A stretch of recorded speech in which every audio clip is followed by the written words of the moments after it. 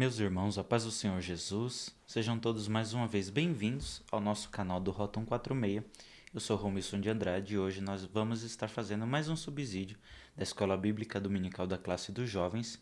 Então nós sempre contamos com aquele seu curtida, com aquele seu comentário, compartilhar com seus amigos para que essa obra cresça e cada vez mais atinja mais pessoas. Eu tenho certeza que tem sido bênção para vocês e a gente sempre faz a ressalva de que a ideia das aulas do subsídio da Escola Bíblica Dominical é ajudar o professor sempre a trazer novas ideias ou aplicar alguns outros conceitos, a qual às vezes acaba não conseguindo se ater em alguns momentos, né? Então a ideia é sempre trazer algo que agregue a sua aula. Por isso que a gente sempre pede para que você deixe aí no seu comentário se está te ajudando, o que tem sido as aulas para você, porque também nós estamos com um tema muitíssimo interessante esse segundo trimestre.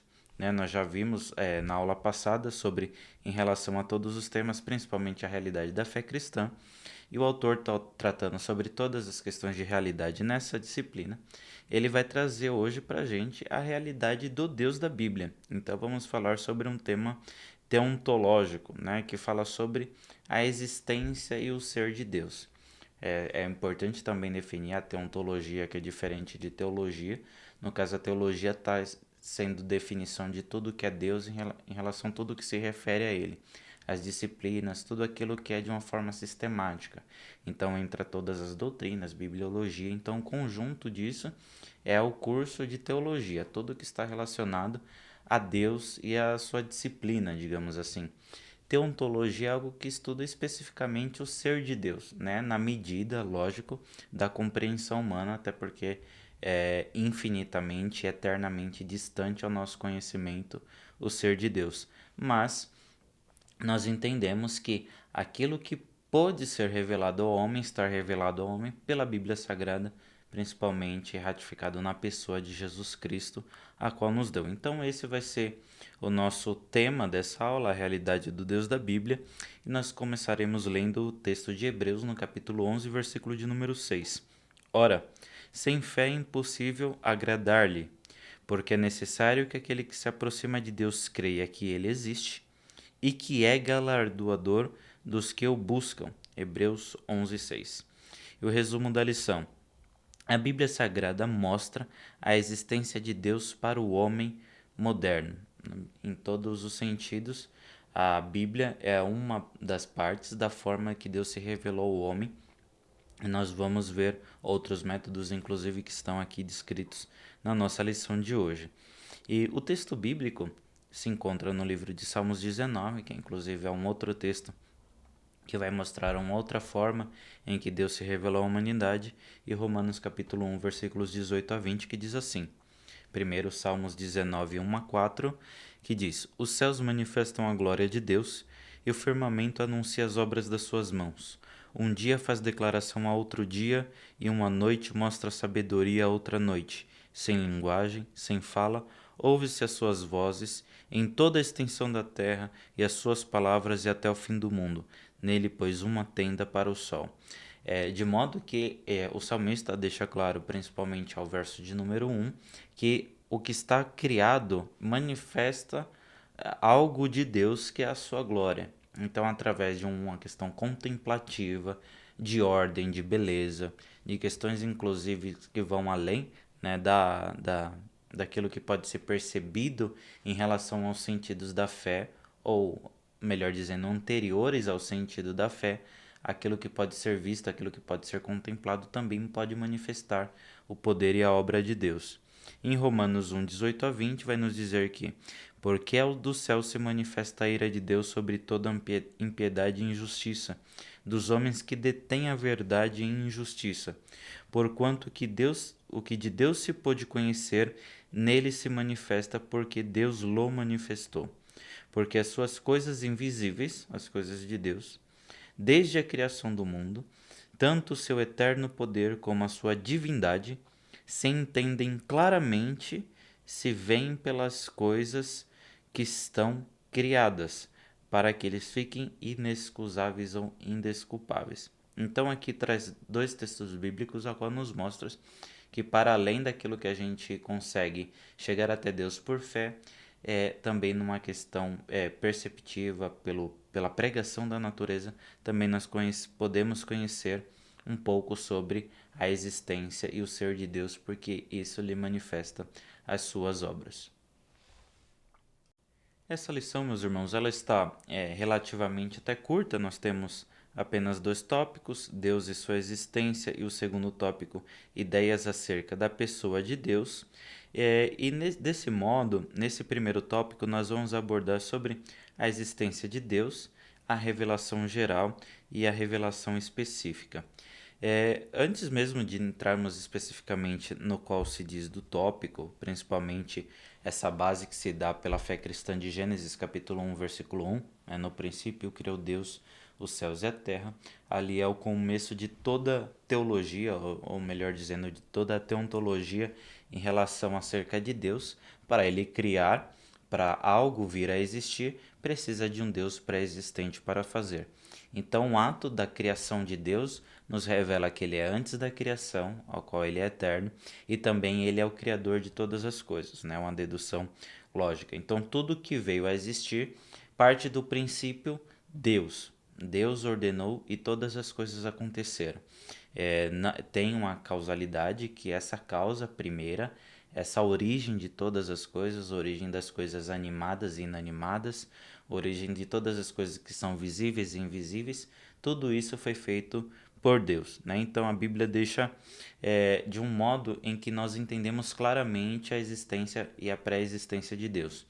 E é lógico também que é importantíssimo nós frisarmos que a Bíblia não é um livro que vai se preocupar em provar a existência de Deus, até porque dessa forma não seria possível, né? A gente entende hoje, por todo o conceito científico, todo o uso que a gente tem de amostra, de amostragem, de tentar fazer experimentos a partir do método científico de análise, de observação, nenhuma dessas ferramentas ela consegue comprovar, nenhuma dessas ferramentas pode dizer a respeito da natureza de Deus. Inclusive é algo que não compete, né? A ciência não compete descrever algo que vai além da física ou metafisicamente, né? Deus é um ser que vai além da física, Deus é um ser espiritual. A palavra de Deus vai nos dizer que Deus é espírito. Então não é possível ensaiar um espírito, não é possível medir um espírito. Isso não necessariamente um só, mas o espírito não é necessariamente possível medir Deus, né? Deus não tem dimensões, é um ser espiritual. Então o método científico, ele não é objeto, Deus não é objeto de um método científico. É a primeira coisa que nós devemos deixar claro. De modo que a existência é um conceito que, apesar de nós empregarmos e nós defini-lo como algo que possui vida, Deus inclusive vai até além da existência, porque Deus não só é um Deus vivo, mas também ele é doador de vida. Então não necessariamente ele possui no sentido de necessidade, num método de contingência. Hoje Deus tem vida, amanhã ele não tem mais. Não, Deus é vida, é da essência de Deus ser. E ele é doador disso. Então ele vai mais para além da existência, ele chega à plenitude do ser. Deus é. Então todas as vezes que nós vemos Deus se manifestando diretamente na Bíblia, ele vai falar: eu sou. Eu sou somente, vai falar com Moisés, ele vai falar em Deuteronômio 32, 39, vai falar em Isaías 43 e 13, e nós temos várias e várias referências bíblicas a respeito de Deus falando quem ele é. Antes de Abraão existir, eu sou. Então a questão do eu sou, ele vai além, inclusive da própria existência. Vai além dessa ordem daquilo que a gente consegue conceber e experimentar. No caso, o mais próximo que nós conseguimos chegar disso é num sentido relacional. Eu experimentando a existência de Deus, na medida que ele me permitiu saber através da revelação, e à medida de um relacionamento no qual eu consigo experimentar em um sentido sobrenatural. Então, todas as questões que vão para o relacionamento com Deus, eles estão em questões sobrenaturais, ainda que nas questões naturais nós consigamos contemplar a Deus. Nós conseguimos contemplar a Deus na vida, nós conseguimos contemplar a Deus na natureza, na ordem, na beleza, em todas as coisas que são organizadas, têm finalidade na moral, na ética, na amizade, na alegria, nos aprendizados, no crescimento, nas virtudes. Então, em todas essas questões que nos levam e que nos elevam, nós podemos contemplar a Deus. Então é uma questão mais de relacionamento do que necessariamente de entendimento de existência. Então Deus é, e dessa forma nós podemos nos relacionar com o seu ser. E por isso que aqui na questão de revelação geral, né, o autor vai falar que o Deus Criador mostrou a sua existência à humanidade por meio de sua criação, e essa revelação se baseia justamente na certeza dos atos criativos dele, ou seja, na sua obra, manifesta na natureza tem capacidade de, mesmo de forma limitada, mostrar que o homem e o mundo tiveram uma origem que não são frutos de um acidente cósmico. Então a gente pode pegar essa afirmação e trazer uma analogia. Imagina você estar sozinho numa praia, você está sozinho numa ilha deserta, numa praia, e de repente você percebe que tem uma pegada próxima à areia. A primeira coisa que você pensar é: tem mais alguém aqui comigo? Porque a ordem daquela pegada e o formato dela tem a mesma semelhança do que aquilo que a realidade já dispõe daquilo que é uma pegada. Você não vai imaginar que pela configuração das ondas, pela configuração das areias, a água foi batendo de certa forma na areia, de modo que formou uma pegada completa, né, com o formato do pé e com 5 dedos. Né? A gente não imagina isso. Então, em determinado grau, a natureza, em determinado grau, ela exprime algumas digitais das ações de Deus. Então existe uma ordem, uma perfeição em tudo aquilo que foi criado. Né? Existe também bastante textos e divulgações de livros sobre a questão do design inteligente, né? Que é uma postulação principalmente norte-americana para conjugar uma questão de evolucionismo com a ideia da existência de Deus. Então, olha, o universo tem uma determinada ordem e essa ordem nos faz chegar a um Criador. Mas percebam que existe um salto entre aquilo que nós vemos como ordem e até a chegada desse Criador. Né? Então, a ordem pressupõe um ser anterior e inteligente que fez todas essas coisas. Mas ainda que o design é inteligente, então nós conseguimos medi-lo cientificamente, nós conseguimos provar a distância entre as estrelas, medir o brilho, medir a dimensão, a densidade, a rotação, enfim, nós temos várias medidas científicas que nós podemos caracterizar um astro, nós podemos caracterizar uma determinada ordem. Mas disso, para a gente caracterizar Deus, já é impossível. A gente pode chegar a uma conclusão lógica que existe um Criador, mas a gente não vai, a partir daí, dizer da natureza desse Criador. A gente não consegue tirar mais coisas para além do que ele é anterior e superior a tudo isso. Né? E que também já é um grande passo, que também já é bastante coisa. Né? Então, quando a gente entende da revelação geral, a gente tem as leis de Deus, as leis eternas, a quais ninguém conhece, seus decretos. Nós temos as leis naturais e as leis divinas. Dessa forma, nós entendemos que as leis naturais são essas que nós conseguimos perceber: a gravidade, a luz, velocidade da luz, a questão do fogo, as questões de lei termodinâmica. Então, tudo isso são ordens, e essas ordens exigem uma causa. Né? Então, tudo o que acontece no mundo existe por uma causa, não existe espontaneidade da ação. Então nós transpomos isso, entendemos que tudo isso que foi criado, toda essa ordem cósmica, de uma forma geral, está associada à lei natural e aquilo que Deus criou. Né? Então a gente separa em determinado grau a partir da experiência natural e nós entendemos que existe um Deus. Também existe a lei divina, que aqui já vai falar sobre uma revelação mais específica. Né? O autor também define que o homem comum que ainda esteja sob o efeito do pecado, isso é extremamente importante, porque apesar de nós entendermos, né, que abrindo um parênteses, apesar de nós entendermos que existe a depravação total do ser humano, essa depravação total aconteceu logo após a queda. Eu gosto de pensar que a medida da graça já veio inclusive junto com a consequência do pecado. Porque depois que Adão peca, ele se esconde atrás das árvores, colhe folha de figueiras, né? Veste-se, veste a sua esposa, mas ainda assim percebendo a sua vergonha, escondem-se. Mas algo interessante que acontece é que eles ouvem a voz de Deus. Mas percebam que já é uma medida de graça, inclusive no Éden, porque o homem foi dividido com Deus, o homem morreu, né, ali naquele momento, ele se separou de Deus porque o pecado fez divisão, o homem pecou, o homem morreu naquele momento, foi separado de Deus, mas ainda assim Adão diz: ouvi a tua voz e por isso temi. Então veja que ainda que na condição de pecado o homem conseguiu ouvir a voz de Deus. Então existe uma revelação específica.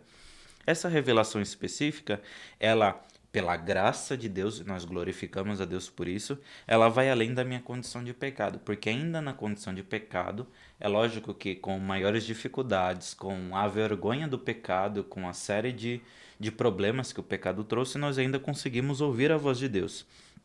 Então é possível ilustrar tal fato, né, de acordo aqui com o autor, observando o caso dos habitantes da ilha de Malta, por onde Paulo e os demais prisioneiros náufragos foram levados por Deus.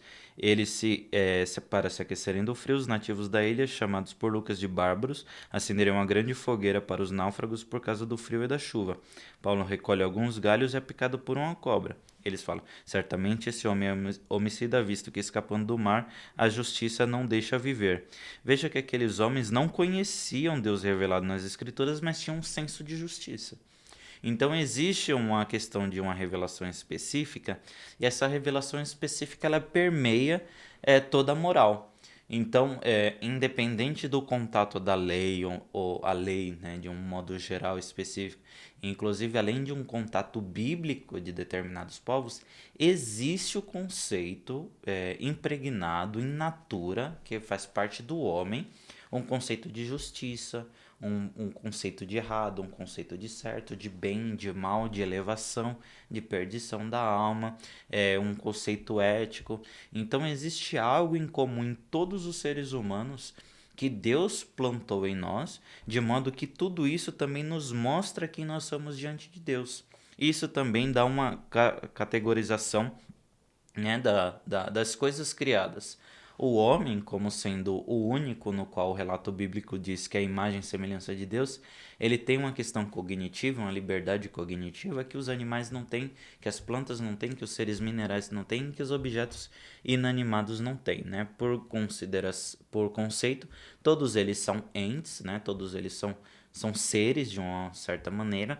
Alguns deles são seres inanimados, não vivos, outros são seres vivos, mas seres inconscientes, até que chega ao grau máximo dessa revelação natural, que é o ser humano, mas ainda assim se a gente for pensar em graus ontológicos, né, graus de existência dos seres humanos, nós podemos elevar isso aos anjos, aí tem toda a hierarquia angelical, inclusive até que a gente chega ao ápice da perfeição, o completo da perfeição, o que vai para além de toda a perfeição, que é o próprio Deus.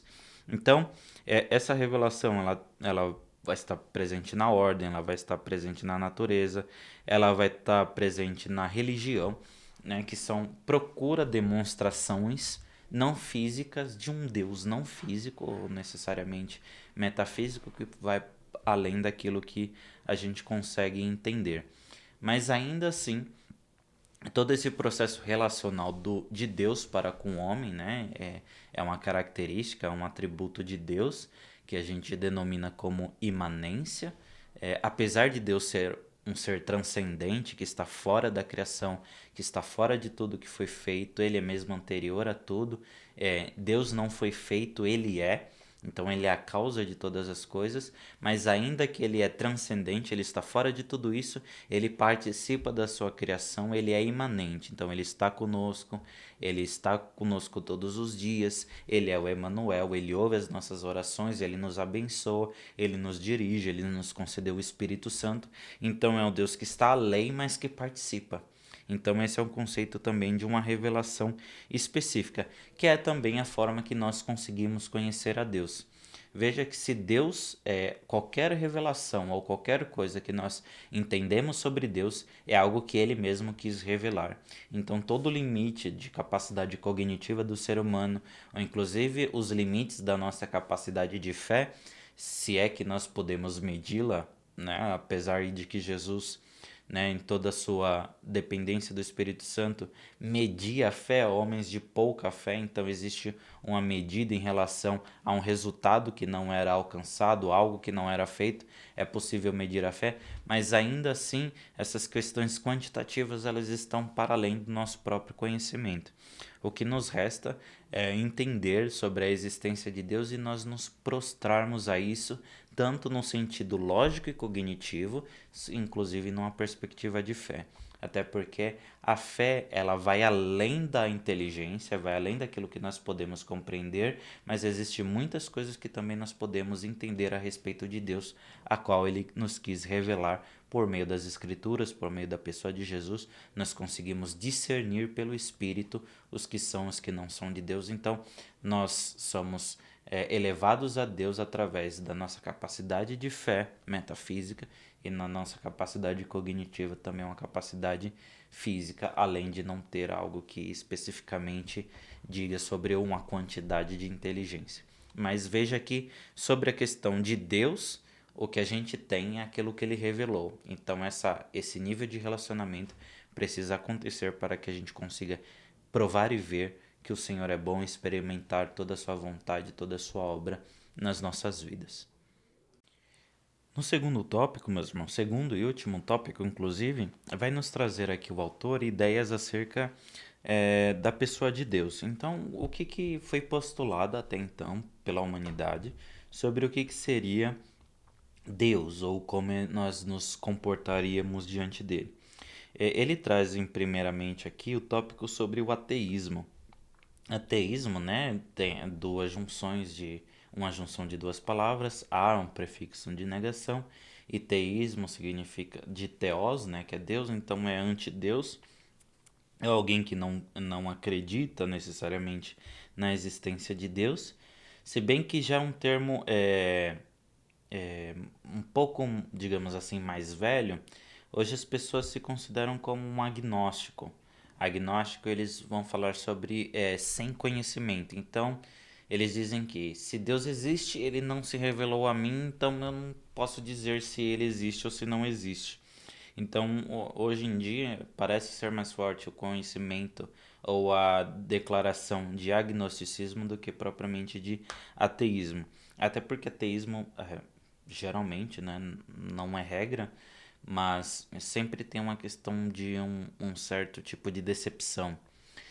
Vê-se o mal do mundo, então Deus não pode existir. Vê-se os problemas, as doenças, as guerras, a imoralidade do ser humano, então conclui-se que Deus não existe.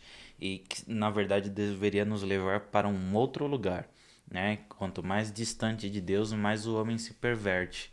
Quanto mais próximo de Deus nós temos nele a esperança de que tudo vai ser eternamente bom quando nós estivermos com ele, que foi o que ele nos prometeu. E até o autor vai dizer aqui, né, no Salmos 53, verso de número 1, diz assim: Disse o nécio no seu coração, não há Deus. Então, a ideia da negação de Deus é um próprio ato de ignorância. Até porque, ainda se a gente for pensar numa questão cognitiva, no qual nós estávamos falando no tópico passado, eu gosto muito de como a postulação teológica de Tomás de Aquino, e ele ele traz, né, as 5 vias sobre as 5 vias de Tomás de Aquino. Eu acho extremamente interessante para a gente pensar de uma maneira cognitiva aquilo do que Deus é. Ele avançou em algumas ideias aristotélicas. Isso percebam que a gente está falando para além da fé. Nós já sabemos que Deus é, que Deus faz, que Deus é bom, que Deus pode, que Deus é justo, que Deus é santo, etc. Entendemos e cremos nisso por fé. Mas também tem algumas questões que é postulado por Tomás de Aquino que é interessante nós pensarmos. Por exemplo, ele vai trazer dessas 5 vias, a primeira delas é o movimento. Tudo está em constante mudança. né? Algo é e daqui a pouco não é mais, ou passa por uma transformação, até o ser humano em determinada fase ele é um embrião, depois um bebê, depois um adolescente, jovem, fase adulta, envelhece e morre. Então, ainda que em todas essas fases é ser humano, mas existe mudança em todas elas.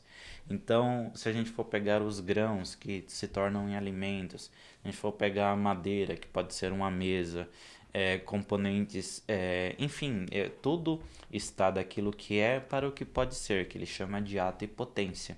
Então a gente está na dinâmica da existência, tudo está acontecendo, tudo está se movimentando. Hoje a gente pensa de um jeito, amanhã a gente pensa do outro, se a gente for pensar numa questão intelectual. Mas para existir algo, para existir essa dinâmica de existência, precisa ter alguém que é anterior a isso, que é alguém que é em pura essência, para startar, para começar esse movimento, né? Que é justamente a ideia de Deus. Se tem alguém anterior a todo o movimento, se alguém começou o movimento, esse alguém é alguém maior do que isso, anterior a isso, e inclusive imóvel, não pode ser movido por essas coisas que ele mesmo determina, que é logicamente de uma forma muito simples, aquilo que ele vai denominar de movimento, né, que é uma tendência, que é uma ideia, uma postulação aristotélica. Também a causa eficiente, perceba que tudo existe uma causa, né? Se eu for pegar, por exemplo, eu tenho uma tampa aqui na minha mão, se ela caiu é porque eu soltei, né? Isso pra gente é extremamente óbvio. Se a luz acende é porque eu apertei o interruptor, porque tem uma condução elétrica. Então todas as coisas acontecem por uma causa. Então, não existe falta de causa em todas as coisas que acontecem. Tudo que acontece precisa de uma causa. Logo, o mundo ele precisou de uma causa. A existência precisou de uma causa. E essa causa precisa ser anterior à própria existência. Então, precisa ser pré-existente para causar tudo que acontece. E essa causa anterior a gente também denomina de Deus. Então, pela percepção natural das coisas, que nada acontece sem causa, veja, falar para você, olha, é, é, caiu água do céu, por exemplo. Ah, mas caiu por quê? Não, só caiu. Não, mas precisa ter um motivo, precisa ter uma evaporação, precisa ter a formação de nuvens, precisa ter um acúmulo e precipitação. Não, simplesmente caiu água. Então, isso não dá nem para fazer ciência com isso. Se não existem causa nas coisas, então não existe nem ciência, né? Então a gente consegue entender que se não há algo, né, no caso alguém, que causou todas as coisas, logo não existem consequências. É, também tem uma questão de contingência. Hoje a gente é, amanhã a gente pode não ser. Tudo é, mas pode não ser. É a diferença do porquê a existência e não a não existência. Porque as coisas existem e não existem. Então precisa ter alguém anterior a isso que, por vontade e espontaneidade, criou as coisas que são. Então esse alguém é anterior e esse alguém é Deus. Tem também a questão de hierarquia ontológica, que a gente já falou, e uma questão de ordem, né? Tudo que se vê organizado se vê por uma finalidade. E essa finalidade necessariamente precisa de alguém anterior a todas as causas, e esse alguém é Deus. Então, existem tudo que nós somos pensarmos de existência no mundo, tudo que nós somos pensar de existência, existência moral, existência física, existência espiritual, todos os princípios, ele exige alguém anterior como causa disso, e esse alguém só pode ser Deus. Então, por isso que disse o Nécio no seu coração: não há Deus, se não há Deus, não há nada, basicamente. Uma outra ideia sobre o que seria Deus é o panteísmo, né? A ideia do panteísmo é que tudo se mistura com Deus. Deus é a substância em todas as coisas. Essa tampa tem Deus, esse microfone tem Deus, na verdade é Deus. O meu celular é Deus. Não é que é um objeto de veneração, mas é como se Deus participasse de todas as coisas. Então fica um negócio que confunde, né? A gente não tem uma diferença entre aquilo que foi criado e o Criador. É como se a criação absorveu o Criador e está tudo participante dele. Não é assim, né? Se a gente percebe logicamente as coisas pecaminosas que Deus não causou, logo Existem coisas que Deus são separados dela. E a gente entende pela revelação da Bíblia Sagrada que apesar de Deus ser imanente, participar no sentido relacional, ele transcende a tudo aquilo que foi criado, a tudo aquilo que está em conexão com essas ordem de coisas do mundo. Tem uma outra postulação que é o deísmo, e o deísmo se baseia na perspectiva de que Deus criou todas as coisas, mas ele não interfere na história. Dizem, fazem muito a ideia do relojoeiro que deu corda no relógio e saiu, deixou o relógio funcionando sozinho. Então Deus criou tudo isso daqui, mas ele não intervém, não existem milagres, não existem intervenções, não existe revelação, não existe contato. Deus criou e foi embora. Eu acho que é uma das postulações mais tristes, inclusive. Porque se Deus é tão grande, tão soberano e tão mantenedor disso tudo, né? Como é que ele faz e vai embora? E a Bíblia vai nos ensinar que Deus é o sustentador de todas as coisas. Se Deus é o sustentador de todas as coisas, ele escolheu permanecer se relacionando com aquilo que ele criou, né? O deísmo é como alguém abandonado, literalmente. Foi feito, mas Deus foi embora. Isso triste, inclusive.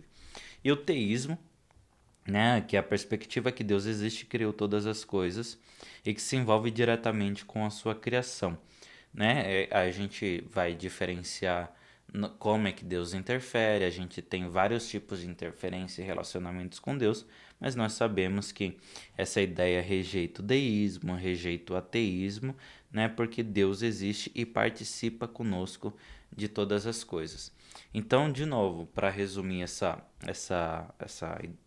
lição, ainda mais com a conclusão no qual está diante de nós, que diz que todas as opções, né, diante de todas essas opções de classificar Deus e a sua existência, a Bíblia Sagrada mostra claramente que não estamos sozinhos, que o Senhor existe, e o que é pela fé nós podemos nos achegar a Ele. Então, existe Deus, Deus é, e existe um caminho para nos relacionar a Ele, que é através da fé, pelo caminho de Jesus Cristo.